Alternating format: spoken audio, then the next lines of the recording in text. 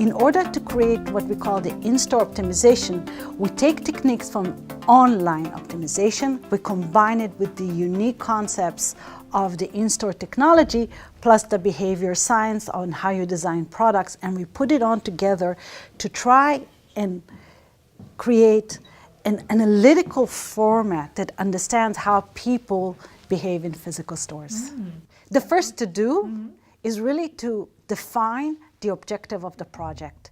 So here's the challenge that a lot of retailers and technologies do. They put the technology in first, and then they try to figure out what to do about it. So in order for you to be optimized, or in order for you to learn how to use the data properly, before you start looking at the data, ask yourself, what are you trying to achieve? Who are you trying to achieve it for? Because from a product point of view, especially in the online world, is the products reflect how consumers react. But consumers can be the ones who are actually buying, like the buyers. So let's say, for instance, we talked about children and their parents. So the children are the consumers, but the parents are the ones that buy.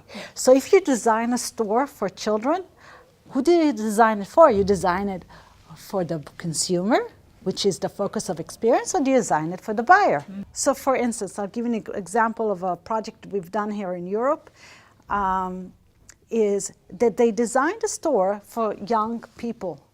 But if you looked at the core buyer of that particular store in that particular mall, it was older people. Well, if the store is for millennials, you don't need a lot of places to sit.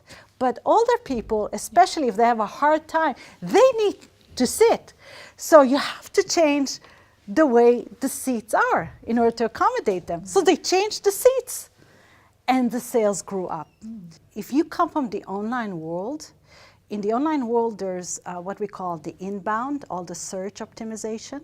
There's a paid for click, or the outbound optimization, which you pay for advertising. And they have what we call conversion rate optimization, which is how you optimize your website from the moment a person enters the website until the moment of exit. We're taking a lot of those techniques and combining it with things that are specific to the physical world and creating the in-store optimization. We're moving away from a situation where the store was a tactical place to sell products into what retailers today see as a distribution point.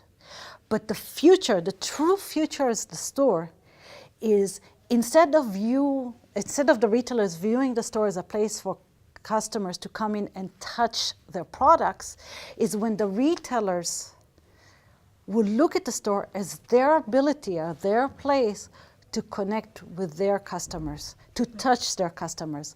The true retail renaissance comes from understanding that the store is your ability to research and get feedback, real-time feedback from your customers.